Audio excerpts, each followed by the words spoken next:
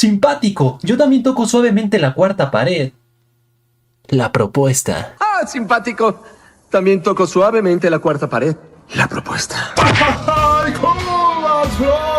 Han salido a la luz 3 detalles interesantes sobre la película de los Thunderbolts. El primero es que al supervisor de la habitación roja, Draco, haber colocado un chip en la cabeza de su propia hija Antonia para controlar tanto su mente como su cuerpo convirtiéndola en Taskmaster, en la actualidad tiene problemas de memoria y por lo tanto necesita recordatorios constantes, ya que de lo contrario se sale de control. Recordatorios los cuales serán brindados por la Ghost de Eva Starr, llevándole todo un registro como que la habitación roja ya fue destruida, su papá ya murió y por lo tanto no tiene de qué preocuparse, lo cual hará que estas dos tarugas desarrollen una estrecha amistad. Lo dijiste muy bonito.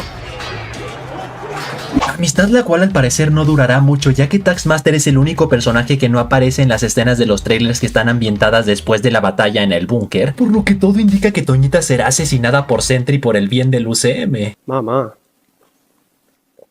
Bueno, vamos a jugar. Luego el segundo detalle es que se revelará que Ghost sí fue víctima del chasquido del Tunas, lo cual explica por qué logró sobrevivir a los 5 años apocalípticos a pesar de que la familia Pym no la pudo ayudar a recuperarse de su exposición al reino cuántico debido a que ellos también estaban pelas. El problema es que al regresar a la vida gracias al blip, su papá adoptivo Bill Foster le dará la mala noticia de que tiene una enfermedad terminal, o sea algo similar a lo que le pasó a Monica Rambeau, solo que en su caso cuando regresó a la vida ya era demasiado tarde y su mamá ya estaba en un lugar mejor, a diferencia de Ghost que ella sí podrá seguir viendo y cuidando de Bill. Y en cuanto al último detalle es que se revelará que Olivia Walker, o sea la esposa de John Walker, se divorció de él, lo cual tiene sentido después de haber visto por televisión el horrible monstruo en que se convirtió, específicamente asesinando a un miembro de los Flag Smashers para vengar la muerte de su mejor amigo Lamar, que seguramente por la misma razón también perderá la custodia de su hijo, por lo que mentalmente estará totalmente vulnerable para caer en las garras de Valentina Alegra. ¿Qué otra cosa puede salir mal? El nuevo tráiler de live action de Blancanieves revivió la polémica del actor Peter Dinklage, o sea el pibe que interpretó a Edri en Avengers Doomsday, ya que como en su momento dijo que si Disney era lo suficientemente progresista para que una actriz latina interpretara a Blancanieves, entonces ¿por qué poronga sigue adaptando que los enanos son unos raritos que viven en cuevas? Y peor aún, que contraten a actores enanos para interpretar a esos papeles, ya que es discriminatorio, por lo cual Disney decidió preguntar a la comunidad enanista cómo se sentían al respecto, y llegaron a la conclusión de que lo mejor era no contratar actores enanos sino hacerlos totalmente CGI, idea la cual no fue muy buena que digamos, ya que como ahora los enanos tienen este diseño lamentable, ahora la comunidad enanista se le volteó a Peter Dinklage diciendo que por sus declaraciones ahora muchos de ellos se quedaron sin trabajo ya que Disney no los quiere contratar. No fue culpa mía. Claro que sí. Pero si creen que esa es la única polémica sobre el live action de Blancanieves, muchos también están criticando que Gal Gadot sea mucho más bella que Rachel Zegler, ya que como en la película animada la reina malvada estaba celosa de Blancanieves debido a que la minita era la única que lograba superar su belleza, no tiene sentido que el personaje de Gal sienta celos del personaje de Rachel, ya que en cuanto a nivel de belleza como que algo no cuadra. A su vez no olvidemos que en la película animada la belleza de Blancanieves no solo se define por su físico, sino también por su bondad y pureza, que claramente son características que la reina malvada no tiene, por lo que entonces no es incongruente que Gal sea más bella que Rachel, y aún así como decía mi abuela el gusto se rompe en géneros, por lo que seguro habrá muchos que consideren más bella a Rachel que a Gal. Dijo nadie nunca. Tras la noticia de que la película de los Young Avengers pasará a llamarse Champions, insiders de mediana credibilidad han salido a decir que de hecho ya no será una película sino una serie, y esto debido a la mala recepción y taquilla que tuvo The Marvels, cuya escena postcréditos consistía en dar inicio a la iniciativa Young Avengers, y por lo tanto Marvel no se quiere arriesgar a perder millones de dólares en taquilla, sino mejor llevarla directo a Disney Plus, lo cual hasta cierto punto tiene sentido ya que la mayoría de los miembros de este equipo debutaron en series, o sea Kate Bishop, Miss Marvel, Billy Maximoff, Tommy Maximoff, Patriot Scar y hasta Joaquín Torres y Kid Loki en caso de que ellos también formen parte de este equipo, mientras que los únicos miembros que debutaron en películas fueron América Chávez, Cassie Lang y Ironheart, y también el hecho de que Marvel haya decidido sacrificar la palabra Avengers en el título de esta película, que 100% llamaría más la atención que Champions, sumado a que en caso de ser una basofia de proyecto eso podría restarle prestigio a la palabra Avengers, fortalece el rumor de que entonces sí pasará de ser una película a una serie, pero eso no quita el hecho de que si este equipo genera muy buena aceptación en Disney Plus, eso los lleve a dar el salto a la pantalla grande en un futuro, ya que ese es justamente uno de los beneficios de crear series en la plataforma, o sea crear series de personajes no tan conocidos como en su momento lo fue Mandalorian, para que en caso de tener éxito llevarlos a cines y asegurar tremendo taquillón como lo será la película de Mandalorian y Grogu. ¡Qué tierno!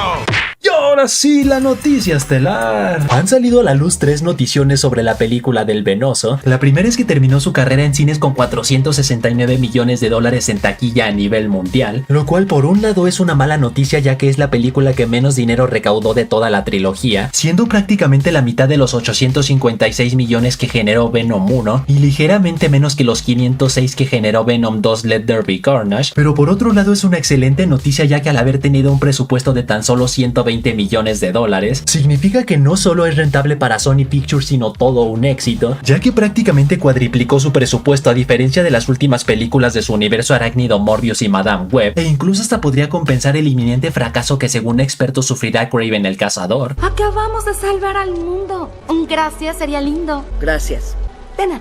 Luego la segunda noticia es que la versión digital del Venudo llegará este 10 de diciembre, por lo que en 2 días tendrán resumen en HD en el canal, así que ya saben, subscription y campanation. Y la tercera noticia es que los artistas de efectos visuales John Moffat y Aaron Borland recién revelaron en una entrevista que el simbionte de fuego se llama Lava, mientras que los dos simbiontes que se combinaron para formar uno solo se llaman Animal y Tendril, simbiontes los cuales son totalmente originales en su universo, o sea que no existen en los cómics, pero eso no quita el hecho de que Lava es una referencia tanto al simbionte Rascal de Norman Osborn, quien fue creado a partir de una muestra de Carnage, como a la etapa en la que Scream fue maldecida por el fuego del infierno, o sea la misma llama mística que rodea la cabeza de Ghost Rider con la que puede quemar almas. Y en cuanto al simbionte híbrido, es precisamente una referencia a Hybrid, quien es la fusión de todos los simbiontes de Life Foundation conformados por Riot, Lasher, Agony y Phage. Luego mencionaron que el simbionte Mamei no tiene nombre como tal, pero que se le podría llamar Jim debido a que el oficial de seguridad al que se adhirió se llama Jim, simbionte el cual es una referencia a Phage, quien repito que es uno de los 5 hijos de Venom. Luego confirmaron que el simbionte al que se adhirió la asistente Sadie Christmas sí es Lasher, quien en los cómics también se unió a una mocosa llamada Sadie y tomó forma de perro pastor alemán. Y por último, estos desgraciados mencionaron 2 nombres interesantes, pero no quisieron especificar cuál era cada uno. El primero es Mayhem, quien en los cómics es un clon de la hija de Peter Parker y Mary Jane llamada May Parker, a quien Norman Osborn creó siendo mitad humano mitad simbionte color azul. Y el segundo es Sleeper, o sea el séptimo hijo de Venom que tomó como anfitrión al escorpión de McGargan, simbiontes los cuales quedarán como simples referencias ya que absolutamente todos ellos murieron a manos de los xenófagos. Definitivamente fue tremendo desperdicio de simbiontes en lo que se sintió como una batalla final muy apresurada, y si a esto le sumamos que Sony claramente ya tenía planeada toda una saga de simbiontes, quien tendrá como nuevo protagonista al agente Venom de Flash Thompson, quien sustituirá a Eddie Brock. Sepa la burger por qué decidieron hacer toda una masacre de simbiontes, y aparte ponerles nombres de los simbiontes más emblemáticos de los cómics en vez de guardarlos para un futuro. Pero bueno, una vez más Sony siendo Sony.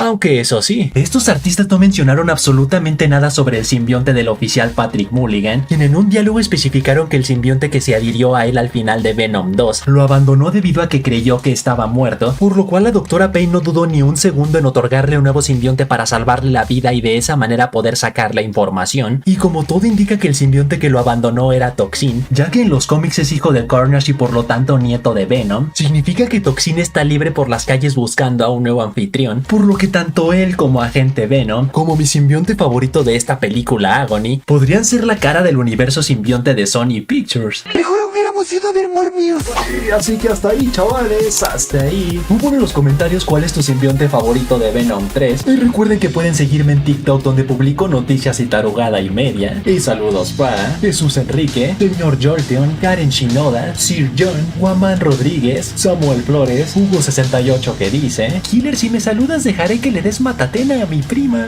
¡Ay, Dios! ¡Me va a chupar el hoyo negro! ¡Me va a chupar el hoyo negro! Y Am Luis que dice: Killer, mi novia se parece a Yelena Belova porque también tiene un culote. Tu culo será para mí. Así que ya saben, manténganse fuertes, sueñen en grande. Maduro. Y nos vemos en la próxima.